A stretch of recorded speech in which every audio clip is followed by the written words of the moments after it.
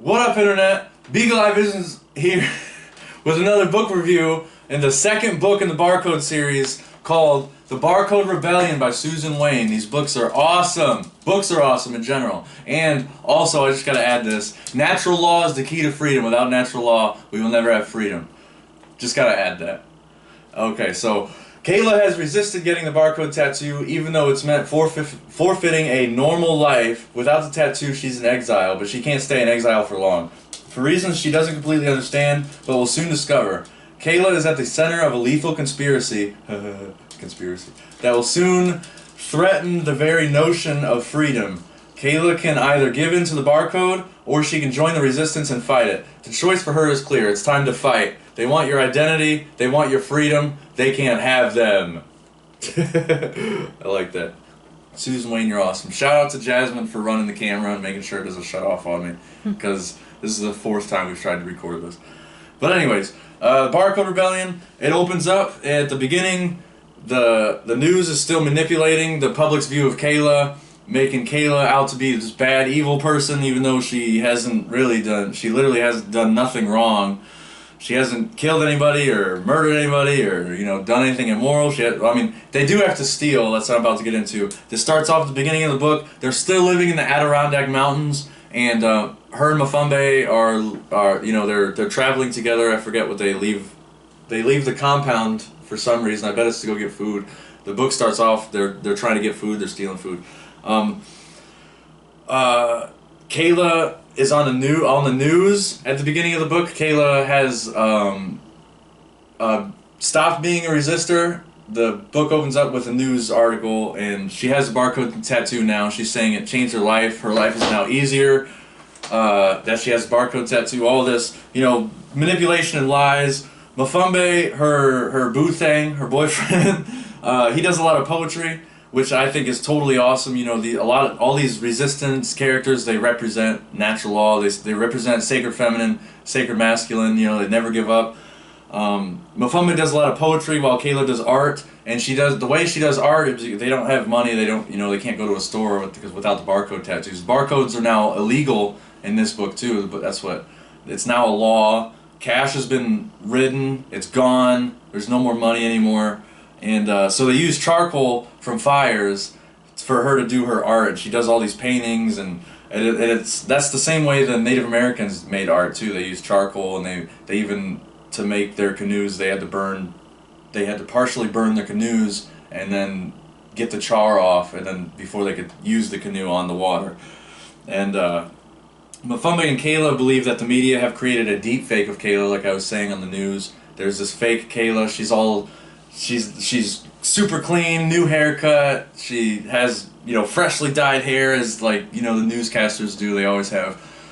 Their hair is done by the most prestigious hair salon in town. As newscasters say, while they tell you blatant lies, they get these pretty, calm voices, these beautiful, calm voices, these handsome men and these gorgeous women to tell you these bullshit, to tell you a bunch of, I'm trying not to cuss, but yeah, they tell you a bunch of BS, lost my spot. I believe the media have created a deepfake. It also mentions Kent State University, May 4th, 1970, when members of the Ohio National Guard fired into a crowd of Kent State University demonstrators. They killed 4 and they wounded 9. That was our own National Guard, and these demonstrators were demonstrating against, I can't remember, I think it was anti-war demonstration. I can't remember exactly. I probably should have done some more research for that part. But also, and anyway, there's another. Medusa is a new character that gets introduced. She's also a total fucking badass. Her and Kayla click instantly. When you meet this character Medusa, you can't help but smile. She's a total fucking badass. And they do this. There's an event in the book. I'm not gonna break down each chapter like what normal people do for their book reviews. I'm just trying to get you. I'm just trying to whet your appetite, so then you can buy this book for $6 off Amazon. Find it used. It'll probably look better than this. Jasmine read this book a couple times. My little sister read this book. A copy's been well, used. So there's a scene that mentions the Boston Tea Party, but Medusa the character Medusa calls it the Boston Tea Party, but with blood. And metal fans might like that. I'm a huge Slayer fan. That made me laugh. A new character that goes by Medusa, and then there's a random shout out to Douglas Martin at the One Great Work. I don't know why I wrote that. Resistors have developed fake barcode tattoos and spread them throughout the city, which is awesome. These resistors, they figure out a way to make the fake barcode tattoos, and they put them on these little pieces of paper, and you can get. So it makes the resistors, they're able to go out into the cities, because the cities where everybody's at, the cities where, you know, all the police, that's why they try to stay out in the mountains. They stay out in the wilderness, and they eat berries and fruits and stuff. You know, they live off the land. All the resistors do. There's a quote in the book that pops up. More Aldous Huxley references. One of the characters says, "Ye shall know the truth, and the truth shall make you mad." And that was a direct quote from one of the characters. I thought that was awesome. You know, shouts out to the old school books that inspired books like this. Utona is Kayla's teacher, as if you read the first book. I fucking hope you did. Kayla still refers to Utona as her teacher, showing that despite everything that Kayla's been, she still has a healthy consciousness. She still has, we call it a healthy form of skepticism. She doesn't believe everything, but she does, she's asking the right questions with a certain amount of skepticism, striking a balance of gullibility with skepticism. Kayla is true to principles, but still has an open mind, so she can still learn and evolve. A lot of adults, as they get older, they get rigid in their thinking, and they get really closed-minded. A lot of Trump supporters I know, they're like, they want to stay racist for some reason. I don't know. Trump supporters, they love racism, and I'm like, that's fucking wrong. It's immoral, but anyways. So Kayla is still all these traumatic experiences. If you read the Kybalion books, like the Kybalion, it says the student has to, and in order to have the keys of wisdom, you have to have an open mind in order to be able to learn, because you can't learn without an open mind. And as you read these books, you can see how Kayla uses the trivium. And if you don't know what the trivium is input, knowledge, grammar, and that's the first step. Once you get through that, you can start moving on to the second step, which is processing, understanding, and logic. And then the third step, once you get through processing, understanding, and logic, you get the output and the wisdom and the rhetoric. So then you can start beginning to teach people. And so that's very important. Jasmine just bought the trivium. That was on my Christmas list. Jasmine got it for us. She's actually halfway through it, and I haven't even started it yet because I've been reading these books. I'm excited to get to that. I actually started one of Marja West's books too. Oh yeah, yeah. So I kind of flopped to a different book, but I plan on. The Trivium's it's a tough book. You gotta. Yeah. You can't just start off with it's a really tough book. That's why you gotta start with the input. Yeah. Knowledge and grammar before you get to the deeper triviums of processing, understanding, and logic and output and it's a whole thing. It's a circle. You gotta work your way to it. Our minds are muscles, just like in the movie Chronicle, and we have to work these muscles. Unfortunately, most people don't use their minds anymore. So Kayla and this new character, Jack, is introduced. Jack, this new character is a fucking badass. He's super healthy. He lives in the. So the resistors have to go from the Adirondack Mountains because they get raided near the end of the first book, and they have to move into the caves in the desert, and that's how they meet Dusa, because Dusa was living in the desert. And so they start bringing all these resources from the mountains and everything they've learned and how they survive to the desert, because the people in the desert, the resistors, they were struggling, and they didn't know where to get food because they couldn't grow it. And they're living out in caves because that's the only way it's cool. There's a character that lives in a tent out in the desert. It gets intense. The new character, Jack, begins talking to Kayla. They begin discussing Gene Drake, which is, I feel like he represents, Spike Jonze. I was talking about him in the first review. People like Spike Jonze, the people of the Libertarian Party, and other potential information about the code. Kayla says an acquaintance kills himself after revealing the truth about the code. Kayla and Jack both mention that it probably wasn't suicide, and that makes me think of MK Ultra or Operation Paperclip. You get into Mark Devlin's work. You read his books, The Musical Truth. He gets into celebrities like Jimi Hendrix and who's the singer of the Doors, Jim Morrison. You know, these artists, they say that they kill themselves, but if you really look into it, you find out the truth. I'm posting this on YouTube, so I gotta avoid the keywords and so they don't shut down the channel. Anyway, so there's and they do.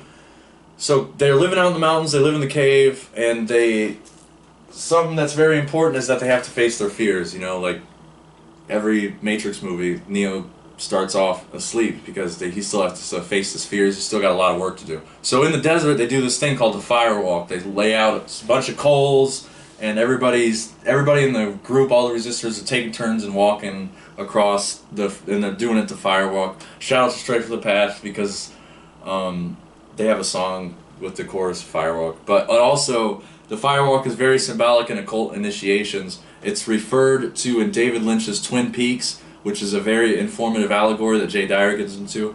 I never watched Twin Peaks, to be honest. I need to, so I can do more research.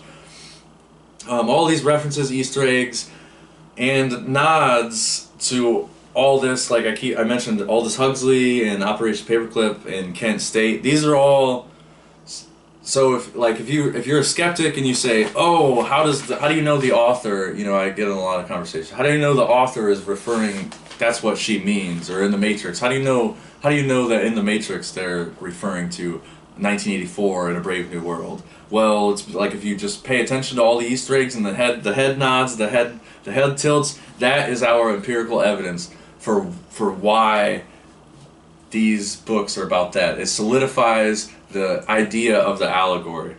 And so chapter 14 is where Kayla has to really overcome her fears. I think, yeah, she's about to do the firewalk, bringing the Matrix to mind, like I said, because in each movie Neo is asleep at the beginning. Kayla is reminded of her past traumas during the firewalk, and her mind tries to disassociate. But again, Utona is her teacher. Kayla has this premonition where Utona starts talking to her, and she's like, you need to face your fears, you still have a lot of work to do. Like internal shadow work and stuff like that? Yes, internal shadow work, thank you. Yeah, exactly. Utona's still like, I'm proud of you, you know, you should be proud of yourself, you've done a lot, you came far, but you still, you know, it's the work is not done. And if you ever been at Skatopia, that's a that's a key that's a key moral of Skate. The work is never done. Get back to work. Wake up and get back to work. Chapter you do teachers guide Kayla through. Yeah, so Utona guides Kayla through. Chapter 16 introduces the swing lows, which is a gravitic vehicle that Jack invents, and that brought to my mind Nikola Tesla's invention of the flying saucer. Nikola Tesla invented the first flying saucer, but we never got to implement them because they had to use the Tesla towers, which he was only able to build one, and then they tore it down immediately. Of course. And then they killed him. Jack refers to his own invention, the Fly-Low. He calls it an individualized airborne transport. And if you know who Nikola Tesla is, he's a fucking legend. I keep cussing, but he is an absolute legend. Nikola Tesla's awesome. While they're flying the vehicle, Jack says, second star to the right and straight on till the morning. And Kayla responds, okay, Peter Pan. What does it really say? So there's more references of Peter Pan, you know, and that gets into another occulted allegory, which I wrote down as The Lost Boys. The Lost Boys has a lot of Peter Pan references, and that's another... I keep sounding like a broken record, but The Lost Boys is an amazing allegory. If you don't understand the allegory of that movie, it is awesome. It's not just some teenage vampire movie. And like I said, Jim Morrison, when you watch The Lost Boys, you see all these Jim Morrison references. That's our empirical evidence to understand that that's what the creator is trying to tell us. You know, you just got to keep your eyes wide open instead of eyes wide shut. Jack and Kayla take the swing low to find Kayla's friend. I think that's Amber. They arrive at the address, and they get fired upon from a paintball gun, and I wrote that that's a reference to gun control. I think in this book, only the police have the guns. I don't think any of the citizens are allowed to have guns. So they start this Amber's crazy cousin that I mentioned in the first book, who said Amber said her cousin was a nutcase and she smashed her laptop because the CIA was listening in on her. Well, now Amber has to live with her cousin because her family got kicked out of their house and they became homeless, and all this, all the crazy stuff. Another story about how the barcode tattoo destroyed another family. And Kayla and Jack find out about the tattoo. It's called tattoo mania psychosis, where people get desperate to get the code off of them, and then people get the code, they realize what it's doing, and then there's people in the book that some people try to cut it off with a razor, some people try to burn it off. Kayla's mom in the first book actually tries to burn off her tattoo. And then the news, of course the news is like, oh, it's it's a form of mental illness, TMP, oh, that's right, tattoo mania psychosis that made me laugh because of George Carlin. If you know George Carlin, he gets into what happened to our veterans. I went from shell shock to what's the other word? Brain fart. I went from shell shock to post-traumatic stress syndrome. And George Carlin, he's like, no, if we would have left it as shell shock, short, simple, to the point, the veterans would have got the help that they deserve, and the veterans are still getting treated like crap to this day. There's a lot of homeless veterans out there. Shout out to George Carlin. Jack tells Kayla about a book titled "There's a Room at the Bottom" by Richard Feynman in 1959, about how machinery could be made at a molecular size, nanotechnology. I made a note of this book because I want to get that book. There's Room at the Bottom by Richard Feynman in 1959. He's a professor at some sort of prestigious university. But Jasmine, I want to get that book. I need to add that to the list. I need to add that to the Amazon list. Before chapter 16, oh, this is hilarious. So the media, the president's like, these resistors need to be handled. And so before chapter 16, President Loudon Waters, page 132, I'm going to give a direct quote from the book here. President Loudon Waters defended its actions, arguing that the barcode is law. If a person does not pay his or her taxes, you make that person comply, said President Waters. If a person does not get the barcode tattoo as dictated by law of the land, that person must be made to comply with the law. President Waters said this at the airport as he embraced in his private jet for his vacation home on Grand Cayman Islands. How many I gotta hold back my righteous anger. How many presidents does that sound like?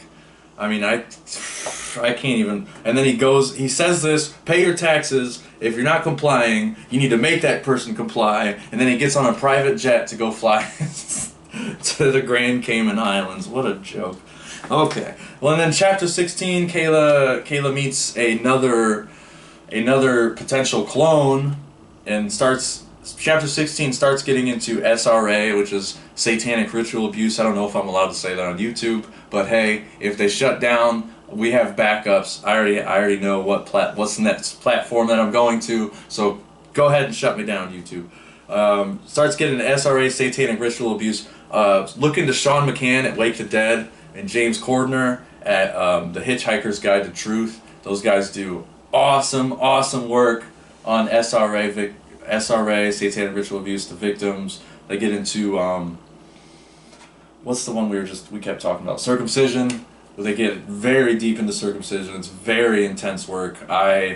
Hats off to those guys for the work that they've done, because it's absolutely legendary. You can find both of these podcasts, Hitchhiker's Guide to Truth and Wake the Dead. It's easy, available. It's on Spotify. I play Fortnite while I'm listening to these episodes. It's amazing. It's super easy. Check it out. Check them out. So chapter 18, chapter 18, after the encounters with the SRA victim, that chapter was intense. Now I'm vote. After the encounter with the SRA victim, they pick up Kayla's best friend. She tells everybody at the cave, all the resistors, her story about how her family got torn apart because of the code. Reveals that Amber's mom's side of the family, her best friend that she grew up with, that Kayla grew up with, Amber's mom's side of the family was full of Parkinson's disease, and her family started getting schizophrenic. So and then they lost their house, they lost their jobs, just like Kayla's family. Exactly happened to Amber's family, which is crazy. And so Amber finds a new family in the cave. They welcome in her with open arms. She tells them the story. She fits right in. It's an awesome scene. It's awesome, amazing. At the end of chapter 19, Allison reveals that the scientific company that produces GMOs works on stem cell research. That was foreshadowed in the first book, like I said. Funded by Global One. Oh, this made me laugh. So the company that's doing GMOs and working on stem cell research is funded by Global One, which is, in this book, that's the government. The cabal, as Marja West says. The cabal that runs the Matrix is funded by Global One, and they have a Trojan horse-like program that collects logins and passwords, and that made me. I just showed my little sister. We all watched Snowden last week, and that reminded me of that. This collection is basically this big computer in this company that's funded by Global One is just taking up everybody's logins, passwords, and keeping all their information, their photos on social media, and what does that sound like? And then back in the day, before these smartphones came around, we used to have to remember our own passwords to get into our emails and our Facebooks and stuff like that. But now our phones just remember it. You can choose, do you want to save your password? Yeah, sure. So they literally have all of our fucking passwords and shit. It's crazy. Nuts. So back at Allison's apartment, Kayla, Allison, and Jack find a way into the G1 mainframe and discover Kayla's grandmother that had phenomenal DNA. She was donating genetic material for cellular experimentation. Yet her grandmother, Catherine, was admitted for schizophrenia, and she ended up dying in the hospital. So that was another little wink that made me think of how they treat people like us. Oh, they're going insane. At the end of chapter 1, they build a map. It's good? Mm-hmm. Oh, okay. End of chapter 21, they build a map of a way to get into the research facility to get some more answers. And these last couple chapters, it starts nearing to the end of the book, it starts getting really deep into computer jargon and words like cellular research, cellular experimentation. So if you're if you're a nerd like me, I totally eat that stuff up. So the last couple of books, I was flipping through these pages, man, because it's fascinating. All that science stuff. It's real good. But what's going on? Oh, we're good. We're good. I'm just rambling. Oh, okay. Babylon. So anyways, amazing book. Another amazing book. I got to do the third one. Hope you're still here. Do you have anything to say? Do you want to do a shout out to the One Great Network or anything like that? Shout out to the One Great Work Network, of course. Before we were recording this, Mark Passio, it's Sunday, so One Great Network had Mark Passio live with Catherine Waters. That's why I was getting fired up. He was yelling at us on the TV. He said, "You guys need to do some work. Get out there and do some work." It was awesome. Do One Great Work. I plan on. Yeah, I think they finally got that technical issue.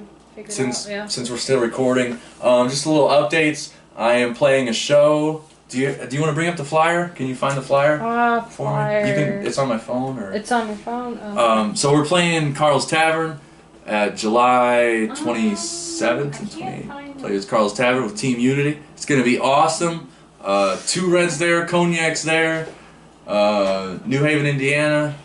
Well, I think all of Team Unity is gonna be there. I'm opening up the show. It's gonna be awesome. I'm pumped. We're gonna do another interview. Oh, it's okay. We're gonna do another interview this weekend. We're gonna post it. I love doing interviews. Check out the Crazy Life Stories interview. It's okay. You don't have to find it. I meant to do this. I need some organization. But Jazz has gotta go to sleep for work tomorrow. So, come out to Carl's Tavern. Go look up One Great Network. Go buy Jay Dyer's books. Go buy Mark Devlin's books. Do some research. Study natural law. Get into it. A lot of good stuff happening. come to the show. Team Unity. I'll just close out with a poem by... I didn't write the name down. No. I think it's at the end of the book. Okay. If I'm gonna do a poem, I gotta do a shout out. Emily Dickinson. A poem called Hope by Emily Dickinson. Hope is the thing with feathers that perches in the soul and sings the tune without the words and never stops at all. We're good? All right. All right. Have a good Peace day, out, guys. Internet.